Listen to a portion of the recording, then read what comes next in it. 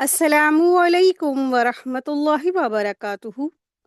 فہم القرآن course class 154 میں آپ سب کو خوش آمدید ہے۔ اہلاً و سہلاً مرحبا۔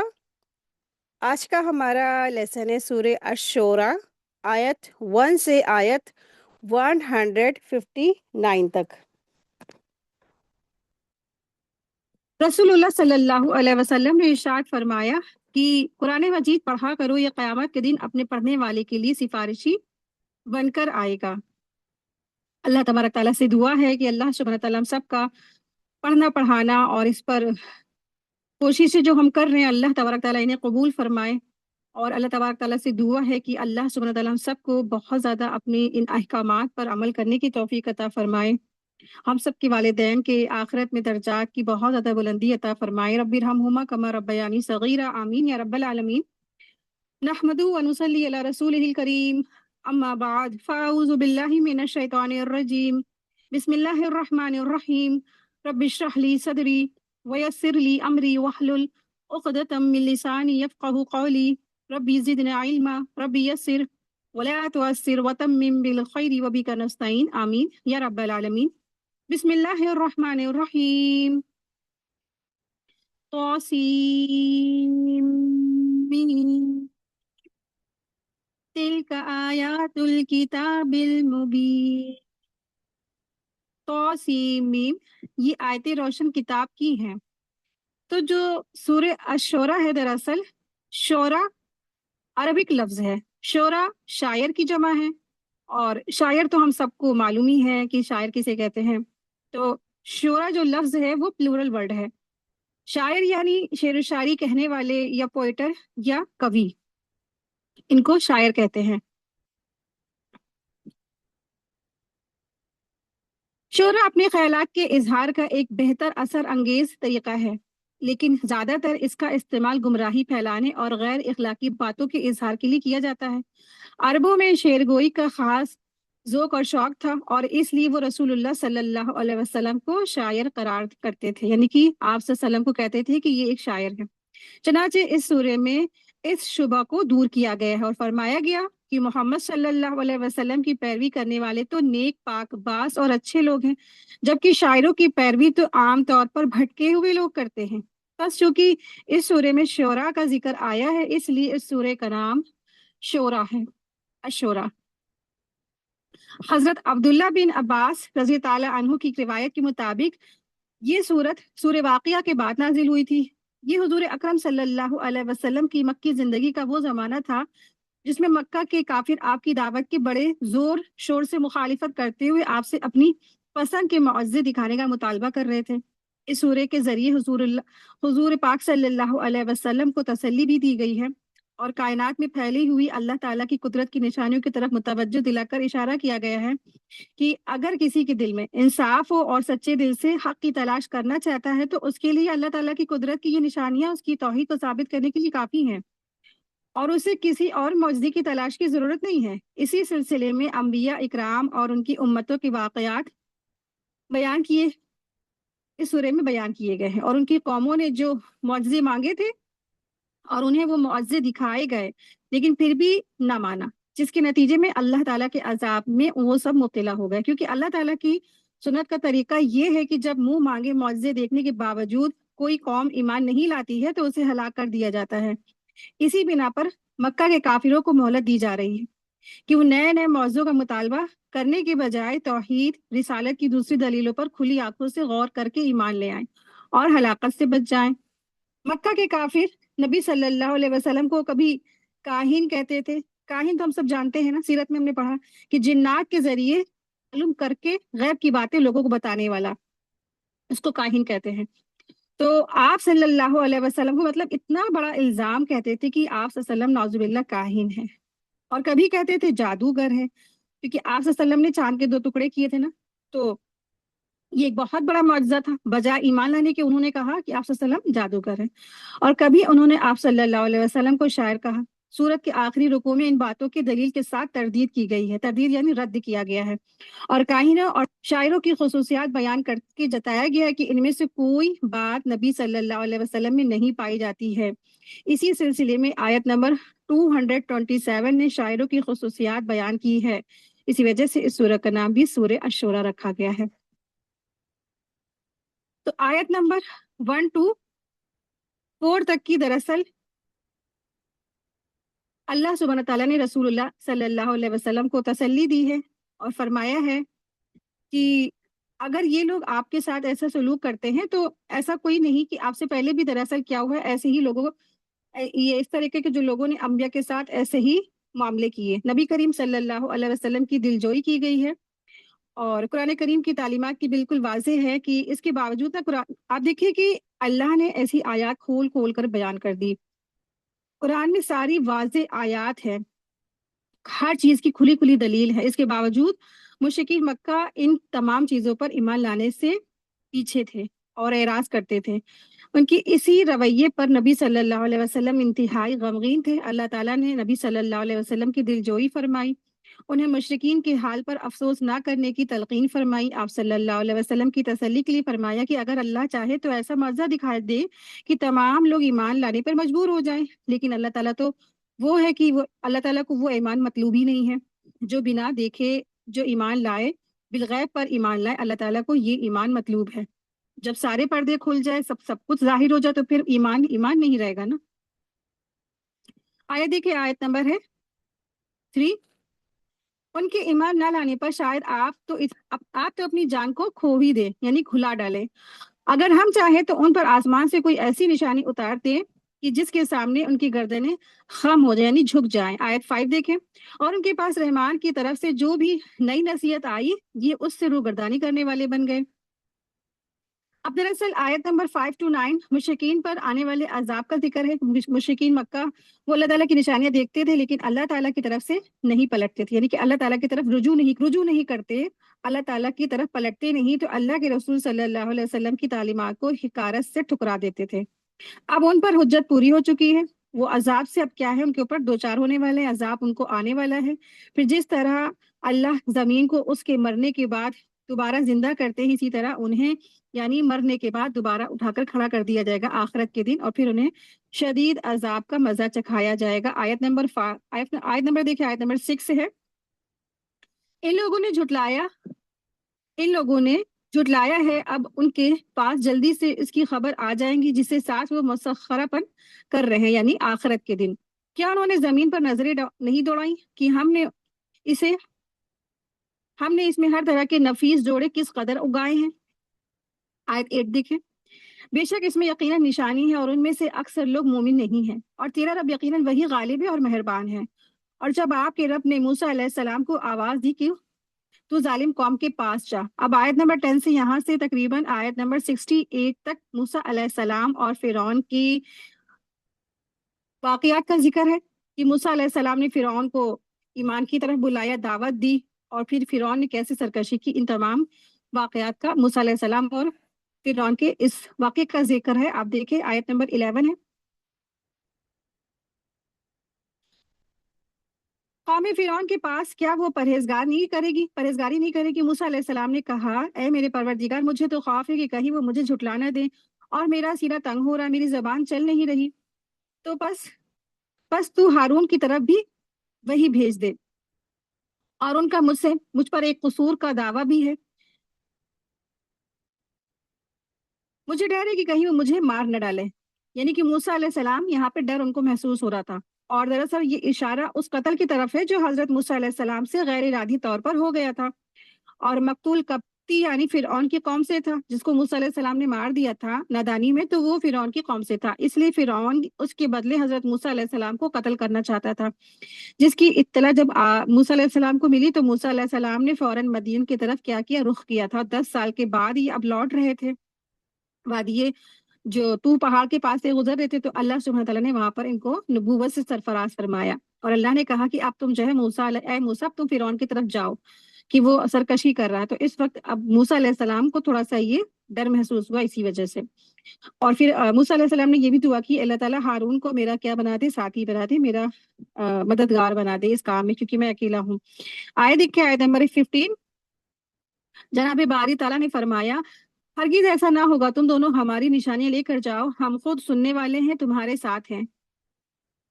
तुम दोनों फिरौन के पास जाकर कहो, बिलाशुबा हम रब्बुल आलमीन के भेजे हुए हैं कि तू हमारे साथ बनी इसराइल को रवाना कर दे। फिरौन ने कहा कि क्या हमने तुझे तेरे बचपन के जमाने में अपने यहाँ नहीं पाला था, और तूने अपनी उम्र के बहुत से साल हम में नहीं गुजारे थे। आयत देखे, आयत नंबर 19 है। फिर तू अपना वो काम कर गया जो कर गया, और तू नाशुक्रों में से है। हजरत मूसा अलैहिस्सलाम ने जवाब दिया कि मैंने इस काम को उस वक्त किया किया था जबकि मैं राह भूले हुए लोगों में से था। फिर तुम से खौफ खाकर मैं तुम में से भाग गया। फिर मुझे मेरे रब ने हुक्म यानी हिकमत और इल्म यानी नबूवत अता फरमाई, और मुझे अपने पैगंबरों में से कर दिया।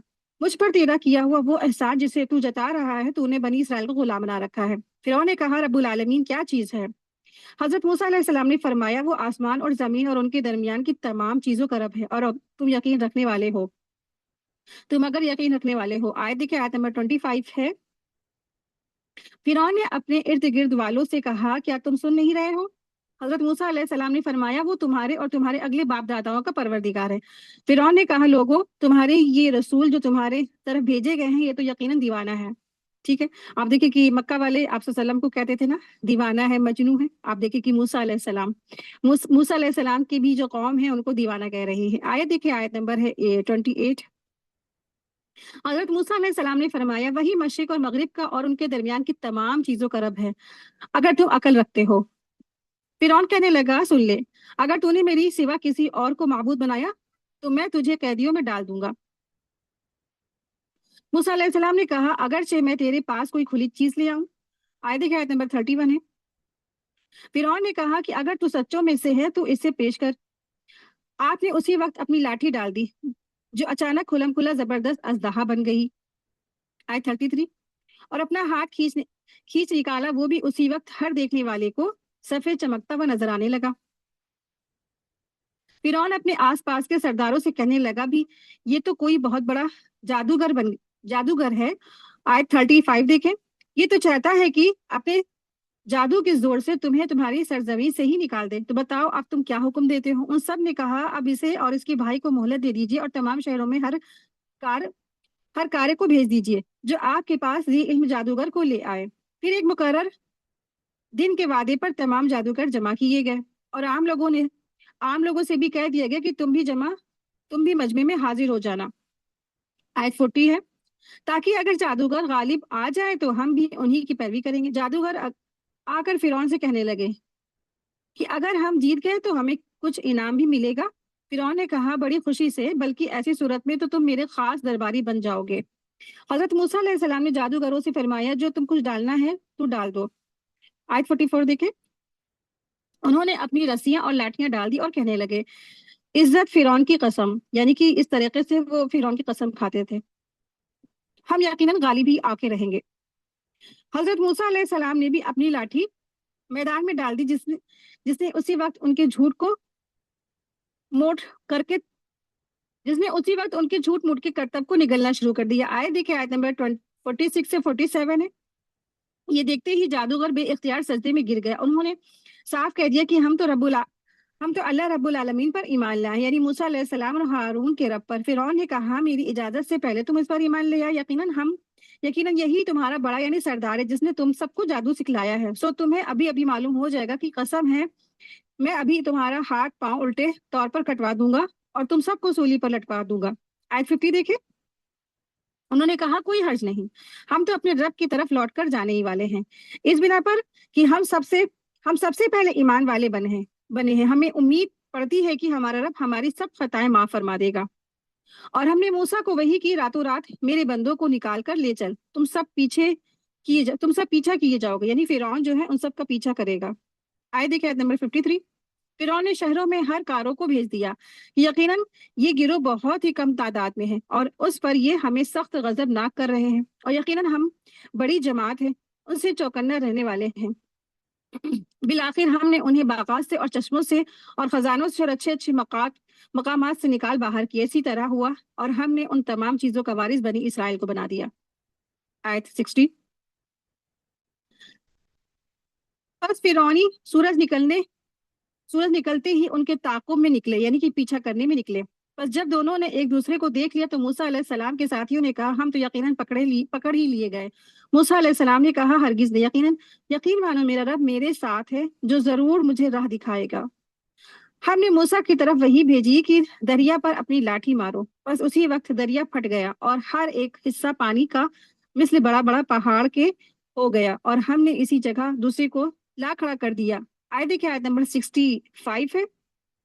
और मूसा अलैहिस्सलाम और उसके तमाम साथियों को निजात दे दी, डुबो दिया, यानी कि मूसा अलैहिस्सलाम और बनी इसराइल सही सलामत उन्होंने उस दरिया को पार किया, और फिरौन और फिरौनियों को सबको डुबो के रख दिया गया। आयत 67 देखें। यकीनन इसमें बड़ी इबरत है और उनमें कि अक्सर लोग ईमान नहीं लाने वाले। और बेशक आपका रब बड़ा ही गालिब और मेहरबान है। उन्हें इब्राहिम अलैहिस्सलाम का वाकया भी सुना दो। अब यहाँ से आयत नंबर 69 टू 88 इब्राहिम अलैहिस्सलाम के वाकये का जिक्र है। जबकि उन्होंने अपने बाप और अपनी कौम से फरमाया कि तुम किसकी इबादत करते हो? उन्होंने जवाब दिया, इबादत करते हैं बुतों की। हम तो बराबर उनके मजाविर बने बैठे हैं। आपने फरमाया, जब तुम उन्हें पुकारते हो तो क्या वो तुम्हारी बातों को सुनते हैं? यानी इब्राहिम अलैहिस्सलाम ने कहा कि जब तुम उन्हें पुकारते हो कि तुम्हारी बात को सुनते हैं। आयत देखिए, आयत नंबर 73। या तुम्हें नफा नुकसान भी पहुंचा सकते हैं? तो उन्होंने कहा, हम कुछ नहीं जानते, हम तो अपने बाप दादाओं की इसी तरह हमने पाया था। आयत 75 है। आपने फरमाया, कुछ खबर भी नहीं जिन्हें तुम पूज रहे हो, यानी कि तुम्हें तो कोई खबर ही नहीं, तुम किसको पूज रहे हो, किसकी इबादत कर रहे हो? इब्राहिम अलैहिस्सलाम तबलीग कर रहे हैं अपने कौम के दरमियान। और तुम और तुम्हारे अगले बाप दादा वो सब मेरे दुश्मन हैं, बस जो सच्चे अल्लाह ताला के जो तमाम जहान का पालनहार है, जिसने मुझे पैदा किया और वही मेरा रहबर फरमाता है, वही जो मुझे खिलाता है और पिलाता है, और जब मैं बीमार पड़ता हूँ तो मुझे शिफा अता करता है। यानी इब्राहिम अलैहिस्सलाम ने जबरदस्त तबलीग की। ये तबलीग का जबरदस्त अंदाज है कि मैं तो अपने उस रब की इबादत करता हूँ जो मुझे खिलाता है पिलाता है। ठीक है, खिलाना पिलाना, और फिर परवरिश हमारी करता है हमारा रब, और फिर जब मैं बीमार होता हूँ और मुझे वो शिफा याब करते हैं। यानी अनवा अकसाम के, मेरा जो रब है मुझे अनवा अकसाम की रिस्क पैदा करके खिलाता है, और फिर मुझे पानी पिलाता है, मुझे खाना देता है, और फिर तमाम नियामतें अता फरमाता है। और फिर उन्होंने ये कहा कि वही जब मरीज तो फहुव यशफीन, और मैं जब बीमार पड़ जाऊं तो मुझे वो शिफा भी अता करता है। बीमारी को दूर करके शिफा अता करने वाला भी अल्लाह सुब्हान तआला। यानी दवाओं में शिफा की तासीर भी उसी के हुक्म से होती है, वरना दवाएं भी बेअसर हो जाती हैं। बीमारी भी अगरचे अल्लाह के हुक्म और मशीयत से आती, लेकिन इसकी निस्बत अल्लाह ताला की तरफ से उन्होंने नहीं की बल्कि अपनी तरफ की। गोया ये अल्लाह ताला के जिक्र में और उसके अदब में एहतराम के पहलू इसमें मलहूज हैं। यानी उन्होंने कहा कि जब मैं बीमार होता हूँ तो मुझे शिफा देता है। उन्होंने ये नहीं कहा कि बीमार मुझे अल्लाह करता है ना, नौजुबिल्ला। हालांकि बीमारी और शिफा भी दोनों अल्लाह की तरफ से, लेकिन ये अल्लाह की मोहब्बत, अल्लाह के साथ अदब एहतराम का पहलू था कि उन्होंने ऐसे किया कि उन्होंने बीमारी को अल्लाह का ताला की तरफ नहीं कहा कि बीमार हो मैं मुझे अल्लाह बीमार करते, नहीं, उन्होंने कहा जब मैं बीमार होता हूँ मुझे अल्लाह क्या करता है, मुझे शिफा भी देता है।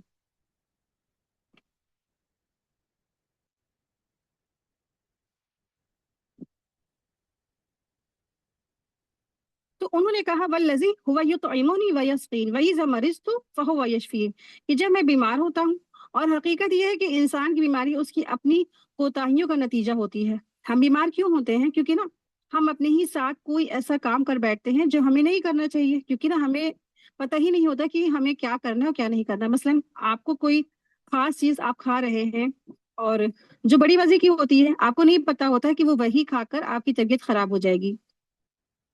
आपको पता ही नहीं होता है कि आपके लिए क्या फायदेमंद है, क्या नुकसानदेह है। तो इसीलिए हम अपनी जहालत, अपनी गफलत, अपनी ख्वाहिशात की वजह से ऐसे काम कर बैठते हैं जिनकी वजह से हम बीमार पड़ जाते हैं। और वो रूहानी बीमारी चाहे जिस्मानी बीमारी हो, और वो होता वही क्या है, अपनी इसी गफलत के नतीजे में, जिसको हम बाज औकात गलत समझकर नहीं पर ठीक समझकर कर रहे होते हैं। यानी कि हम जो काम कर रहे होते हैं हम समझ रहे होते हैं कि हम ये सही कर रहे हैं, हम उसको कहीं गलत समझते ही नहीं है।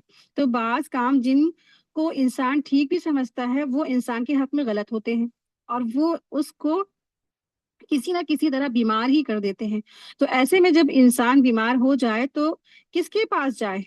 अपने रब के पास आए, तो वही है वो क्या है, मुझे शिफा देने वाला है। तो अल्लाह ही है जो मुझे शिफा देता है जब मैं बीमार होता हूँ। तो हम दुआ के वक्त क्या करें? अल्लाह से खूब दुआ करें, यानी कि हम दवाएं लाते हैं, बड़ी बड़ी डॉक्टरों के पास जाते हैं, लेकिन कभी भी बाज़ लोगों को देखा कि कभी अल्लाह से दुआ नहीं करते हैं। तो दवा के साथ दुआ भी करें। तो दुआ के वक्त क्या करना है, दुआ, और फिर दवा के वक्त भी दवा। और खास करके क्या करना है, दुआ, दवा के साथ साथ हमें दुआ भी करनी है। आप अल्लाह ताला पे यकीन के साथ किसी एक डॉक्टर को पकड़े, और फिर अल्लाह से दुआ करें, या अल्लाह मुझे शिफा अता फरमा दे। तो ये बात अब देखिए रिसर्च से भी साबित है कि दवा के साथ साथ दुआ करने वाले मरीज जल्द सेहत याब होते हैं, और अल्लाह ताला ही असल में शिफा देने वाला है। दवा में तासीर ही डालने वाला कौन है? अल्लाह सुब्हान ताला। डॉक्टर को भी अल्लाह ताला ही ऐसी समझ बूझ देता है कि वो शिफा देने वाली दवा दे देता है। और फिर लेकिन लोग क्या कहते हैं, फला डॉक्टर ने ही मुझे अच्छा कर दिया ना, ऐसे शिरकिया कलाम बोल देता है। लेकिन शिफा देने वाले कौन है? अल्लाह सुब्हान ताला। कि वईज़ा मरीज़तु फहुव यशफीन, बहुत प्यारा बहुत खूबसूरत जुमला इब्राहिम अलैहिस्सलाम के हैं, और अल्लाह सुब्हान ताला ने यहाँ पर बिल्कुल यहाँ पे पॉइंट टू पॉइंट ले लेकर आए हैं यहाँ पे। तो कुरान करीम के अल्फाज ऐसे हैं जैसे मोतियों में, सच्चे मोती और हीरे और पुखराज जो मोती होते हैं उसमें कोई किसी ने मालाएं पिरो दी हो।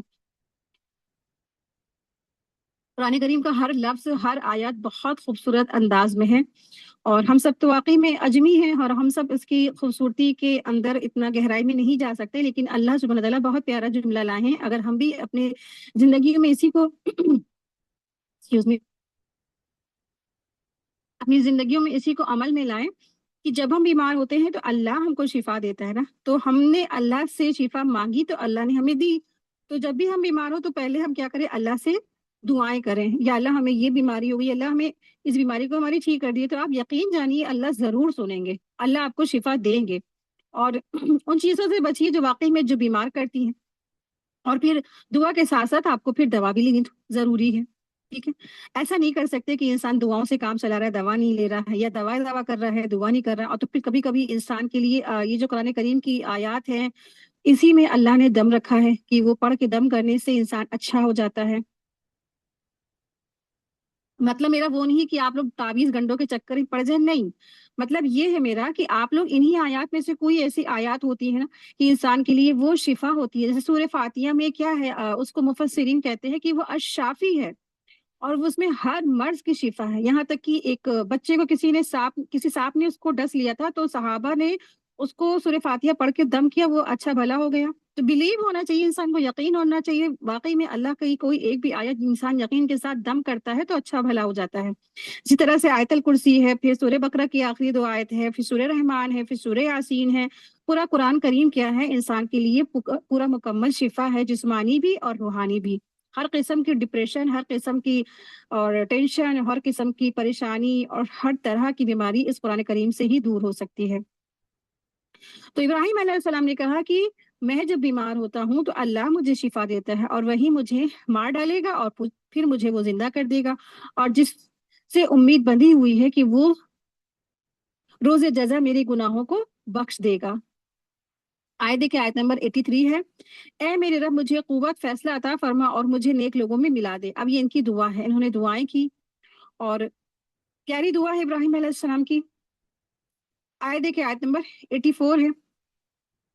और मेरा जिक्र खैर पिछले लोगों में बाकी रख, मुझे नेमतों वाली जन्नत के वारिसों में से बना दे, और मेरे बाप को बख्श दे, यकीनन वो गुमराहों में से था।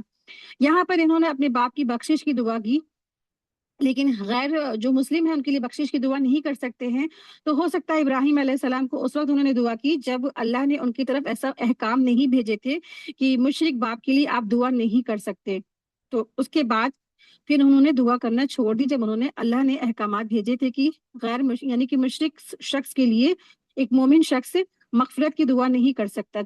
और जब उनके ऊपर हुज्जत तमाम हो गई तो उसके बाद इब्राहिम अलैहिस्सलाम ने दुआ करना छोड़ दी।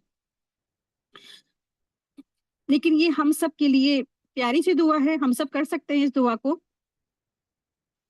तो यहाँ से दुआ ये शुरू हुई है, रब्बी हबली हुक्म वाल्हिकनी बिस्सालिहीन वजअल ली लिसाना सिद्किन फिल आखिरीन वजअलनी मिन वरसती जन्नतिन नईम वगफिर ली लिअबी इन्नहु काना मिनज़-ज़ालिमीन।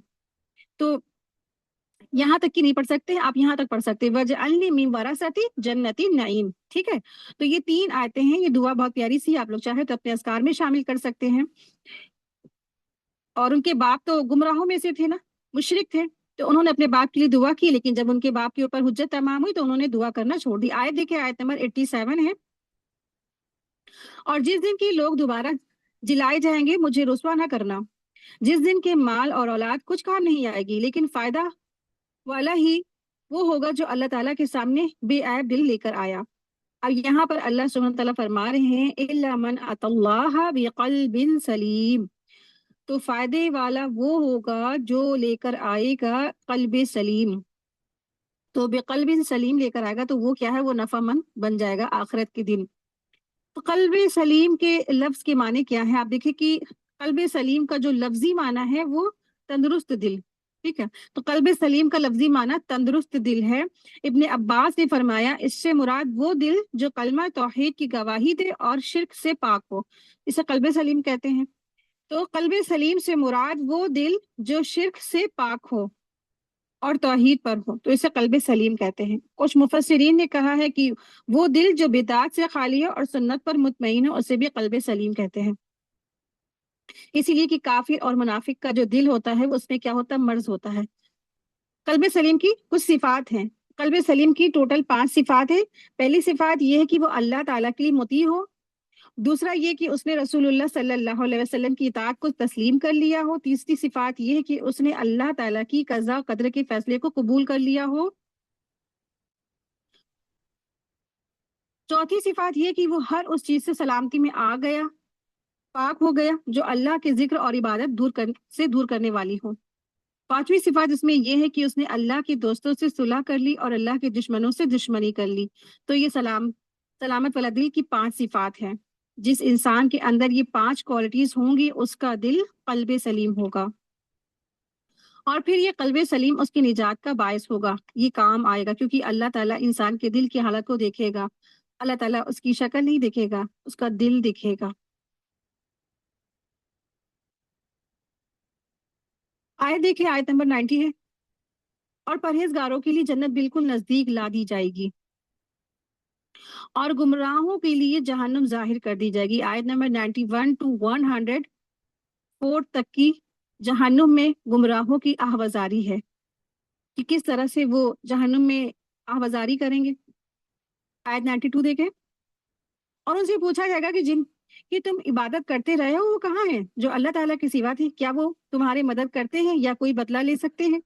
बस वो सब और कुल गुमराह लोग जहन्नुम में औंधे मुंह डाल दिए जाएंगे और इब्लीस के तमाम लश्कर भी वहां आपस में वो लड़ते झगड़ते हुए होंगे। कहेंगे कि कसम है अल्लाह की, यकीन हम तो खुली गलती में थे, जबकि तुम्हें रब्बुल आलमीन के बराबर समझ बैठे थे और हमें तो सिवा उन बदकारों के किसी और ने गुमराह नहीं किया। अब तो हमारी कोई सिफारिशी भी नहीं और ना कोई सच्चा गम ख्वार दोस्त है। अगर काश कि हमें एक मर्तबा फिर जाना मिलता तो हम पक्के सच्चे मोमिन बन जाते। ये माजरा यकीनन एक जबरदस्त निशानी है, उनमें से अक्सर लोग ईमान लाने वाले नहीं हैं। यकीनन आपका परवरदिगार ही गालिब और मेहरबान है। आयत देखिए, आयत नंबर 105 है। कौम नूह ने भी नबियों को झुटलाया। अब आयत नंबर 105 से आयत नंबर 122 तक नूह अलैहिस्सलाम के वाक़ये का जिक्र है।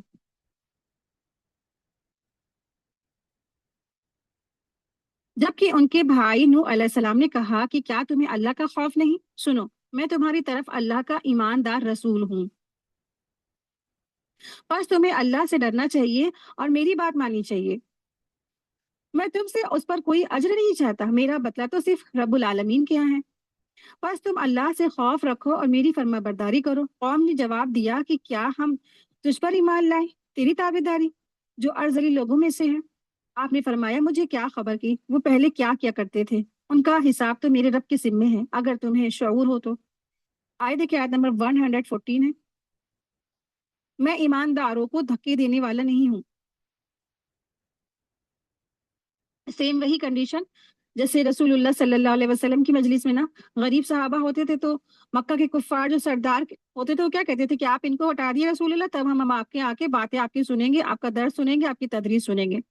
तो अल्लाह ने फौरन वही नाजिल फरमाई कि ए रसूल आप इनको मत हटाइएगा अपने पास से, और ये तो रात दिन अल्लाह के जिक्र की तरफ बहुत ज्यादा दौड़ते हैं और आपसे सीखते हैं, और आप इनको अपने पास से बिल्कुल मत हटाइएगा। अल्लाह ने फौरन उनको रोक दिया। और सेम वही यहाँ पे भी क्या पता चल रहा है कि इनके पास भी ऐसे ही कहा गया। और आइए देखिए आयत नंबर 115। मैं तो सिर्फ साफ तौर पर डराने वाला हूँ। उन्होंने कहा, ए नूह, अगर तू बाज ना आया तो यकीनन तुझे संसार कर दिया जाएगा। आपने कहा, ए मेरे परवरदिगार, मेरी कौम ने मुझे झुटला दिया, बस तू मुझ में और उनमें कोई कतई फैसला कर दे और मुझे और मेरा बा ईमान साथियों को निजात दे। चुनाचे हमने इसे और इसके साथियों को भरी हुई कश्ती में सवार कराकर निजात दे दी। बाद आजा बाकी के तमाम लोगों को हमने डुबो दिया। यकीनन इसमें बहुत बड़ी इबरत है, इनमें से अक्सर लोग ईमान लाने वाले ही नहीं थे। और बेशक आपका परवरदिगार अलबत्ता वही है, जबरदस्त है, रहम करने वाला है। आयत देखिए, आयत नंबर 123 है। आदियों ने भी रसूल को झुटलाया। तो आयत नंबर 123 से आयत नंबर 140 तक हजरत हूद अलैहिस्सलाम की दावत का तज़किरा है। जबकि उनसे उनके भाई हूद ने कहा कि क्या तुम डरते नहीं।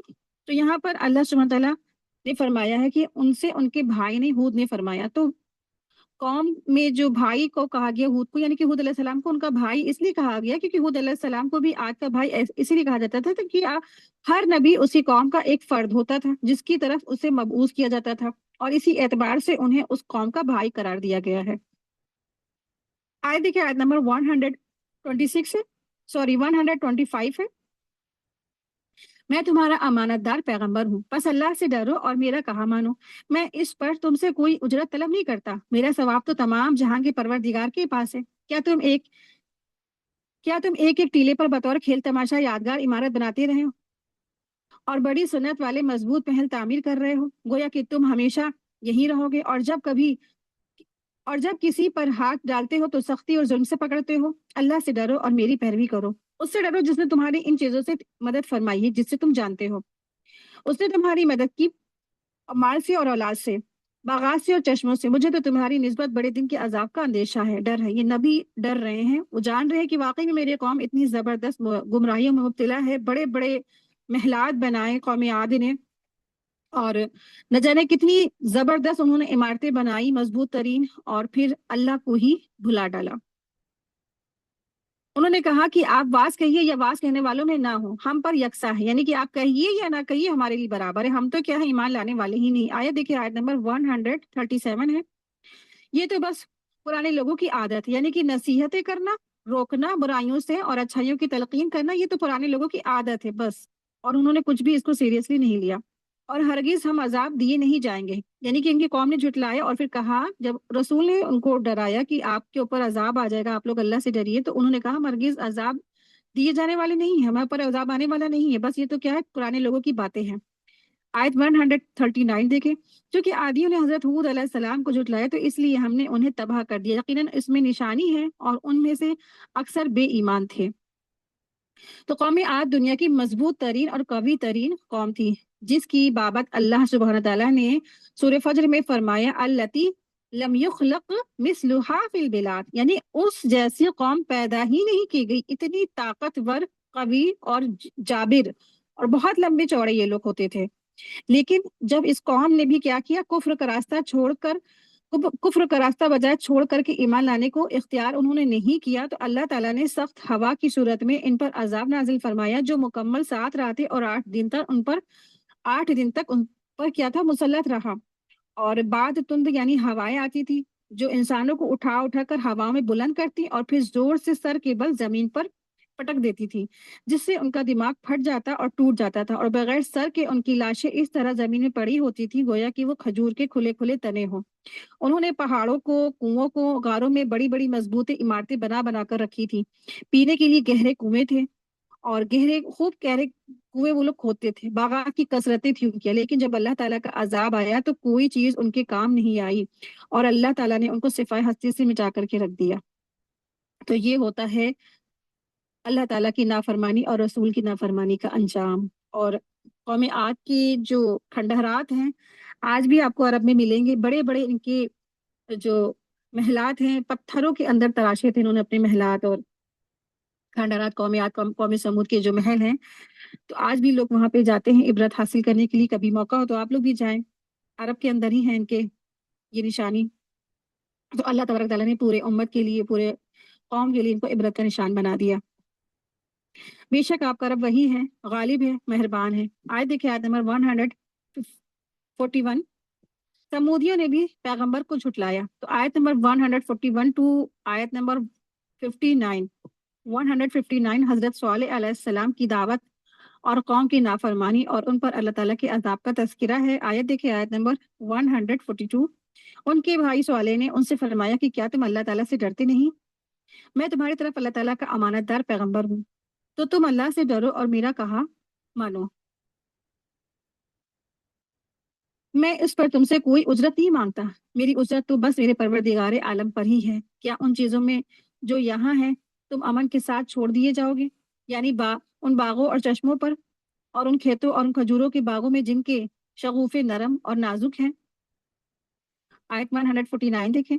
और तुम पहाड़ों को तराश तराश कर और तकलीफ मकानात बना रहे हो, यानी कि उन्होंने बड़े बड़े पहाड़ों को तराशा और उसमें इमारतें बनाई, और उसमें फिर बनाने के साथ ये नहीं किया कि बनाते अल्लाह का शुक्र अदा करते, लेकिन उन्होंने बनाया ही इसीलिए ताकि वो तकब्बुर करे, इतराएं, फख्र करे। अल्लाह ताला को ये बात उनकी पसंद नहीं आई। फख्र और इतराने और गुरूर की वजह से उन्होंने इतने बड़े बड़े जो इमारतें बनाई और फिर ईमान नहीं लाया रसूल पर और शिर्क नहीं छोड़ा, तो अल्लाह ने इनको भी सिफा हस्ती से मिटा के रख दिया। जैसे आजकल के लोग आप देखें कि मकान बनाना बुरा नहीं है, आप बनाए मकान अल्लाह ताला की इबादत के लिए बनाए कि हाँ हम ये मकान बना रहे हैं, अल्लाह की इबादत करेंगे, दीन का काम भी करेंगे, तबलीग करेंगे। हाँ, अगर अगर कोई मकान अपनी हद से ज्यादा ऐसे खर्च पे बनाता है शोबाजी के लिए और फिर सोचता है कि हम लोगों में क्या करेंगे, तकब्बुर करेंगे, हम इतराएंगे कि फला ने बनाया तो हम तुमसे अच्छा बना के अपना मकान दिखाएंगे, है ना, और फिर तुमसे उन फला शख्स से अच्छा अपना मकान बना के दिखाएंगे, और फिर खूब बड़े बड़े हम प्रोग्राम कर रहे हैं, सबको बुला रहे हो, फिर इतरा रहे, फख्र कर रहे, तो ये चीज अल्लाह को सख्त नापसंदीदा है। तो आप मकान बनाए, अल्लाह का शुक्र अदा करें, उसमें अल्लाह का जिक्र करें, इबादत करें, इस नियत से बनाए कि हम अल्लाह की इबादत के लिए बना रहे हैं, ताकि लोग यहाँ पर आए, दर्स हो, तदरीज हो, तो वो मकान बनाना आपके लिए इबादत लिखा जाएगा। बस वही है ना कि छोटी सी बात कि इन्नमल अमालु बिन्नियात, अमाल का दारोमदार किस चीज पे है? नियतों पे है। आयत देखिए, आयत नंबर है 150। बस अल्लाह से डरो और मेरी इताअत करो, बेबाक हद से गुजरने वालों की इताअत से बाज आ जाओ, जो मुल्क में फसाद फैला रहे हैं और इस्लाह नहीं करते हैं। वो बोले कि बस तू उनमें से है जिन पर जादू कर दिया गया है। सेम वही ना, जैसे मक्का के लोग ने आप सल्लल्लाहु अलैहि वसल्लम को कहा था कि ये क्या है, इनके ऊपर जादू हो गया है। तो ऐसे ही जो समूद थे, इन्होंने अपने रसूल सल्लल्लाहु अलैहि वसल्लम से भी ऐसे ही कहा कि ये भी क्या है, सहर ज़दा, इनके ऊपर भी जादू हो गया है। आयत क्या नंबर 154। तू तो हम ही जैसा ही एक इंसान है, अगर तू सच्चों में से है तो कोई मुआवजा ले आ। आपने फरमाया ये है ऊँटनी पानी पीने की, एक बारी उसकी है और एक मुकर्रर दिन की बारी पीने की तुम्हारी है। खबरदारी से बुराई से हाथ ना लगाना, वरना एक बड़े भारी दिन का अजाब तुम्हारी गिरफ्त ले आएगा। फिर भी उन्होंने उसकी पूंछों को काट डाला, बस वो पेशमान हो गए और अजाब ने उन्हें आधा बोचा। बेशक इसमें इबरत है और उनमें अक्सर लोग मोमिन न थे, और बेशक आपका रब बड़ा जबरदस्त है और मेहरबान है। तो आप देखिए कि जब भी कोई गुनाह पर पछताता है ना, तो तौबा कर लेता है, तो खाली पछताता नहीं है, तो अगर वो तौबा कर लेता है तो फायदेमंद हो जाता है। लेकिन इन जो कौमें गुजरी हैं, इन्होंने तौबा ही नहीं की, ना उन्होंने अल्लाह की तरफ रुजू किया। तो अगर वो तौबा कर लेते तो अल्लाह उनको माफ कर देता, लेकिन इन्होंने क्या किया, इन्होंने तौबा नहीं की, अपने गुनाहों पर नादिम नहीं हुए। तो जब भी किसी गुनाह पर पछताता है तो तौबा करके इंसान खाली पछताता ना रहे। बहुत से लोग पछताने में अपनी एनर्जी वेस्ट कर देते हैं कि काश मैंने ये ना करती, काश मैंने वो ना किया होता, काश काश करके यही बस पछतावा करते रहते हैं। तो इसी तरह किसी भी इंसान के हक में कोई कमी कोताही हो गई, किसी की गीबत हो गई मसलन, तो आपने कोई गलत मजाक या कर दिया तो उसका दिल टूट गया, तो किसी के साथ आपने कोई और बदगुमानी कर ली। अब बाद में जो जमीर होता है ना, वो इंसान को बताता है कि देखो तुमने ये गलत किया है, तुमने देखो ये ठीक नहीं किया है। तो जिस चीज से अंदर आपके खटकन पैदा हो, तो फिर क्या करे, फौरन तौबा कर ले, फौरन इस्तगफार कर ले, या अल्लाह मुझसे ये गुनाह हो गया, अल्लाह मुझे माफ कर दे और आइंदा मैं ऐसा करने से बहुत सख्त बचूंगी, मैंने फला फला ऐसा काम कर लिया ना, और फिर हो सके तो सामने वाले से भी सॉरी बोल दे। तो गलती हो गई ना, तो फिर इसी तरह इंसान अल्लाह ताला के हक में भी कोई कमी अगर इंसान करता है तो फिर फौरन उसे क्या करना चाहिए, तौबा कर लेना चाहिए। कोई भी गलती हो, कोई भी नादानी हो गई हो, कोई भी गुनाह हो गया, फौरन अल्लाह की तरफ रुजू कर ले, सिर्फ बैठ करके पछताता रोता ना रहे।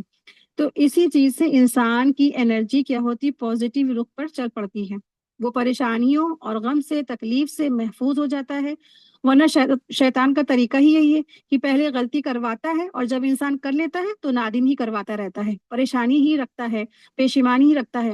تو شیطان کی ان دونوں چالوں سے انسان کو محفوظ رہنا چاہیے، پیشمان ہو پریشان ہو لیکن کس کے آگے؟ اللہ کے آگے، اکیلے میں نہیں۔ اکیلے میں انسان کیا ہے، ٹینشن نہ لے اور پھر اللہ کے آگے روئے گڑ گڑائے پچھتائے اور توبہ کر لے، اور پھر آگے جو آئندہ ہے وہ اپنی زندگی کیا کرے، نیکیوں کے ساتھ گزارے، تو انشاءاللہ اس کی زندگی کیا ہو جائے گی، اسلام میں بدل جائے گی انشاءاللہ۔ اسی کے ساتھ ہی الحمدللہ آج کی ہماری کلاس مکمل ہوئی۔ وآخر دعوانا ان الحمدللہ رب العالمین، سبحانک اللہم و بحمدک، اشہد اللہ الہ الا انت، استغفرک و اتوب الیک۔ السلام علیکم ورحمۃ اللہ وبرکاتہ۔ جزاکم اللہ خیرا کثیرا کثیرا۔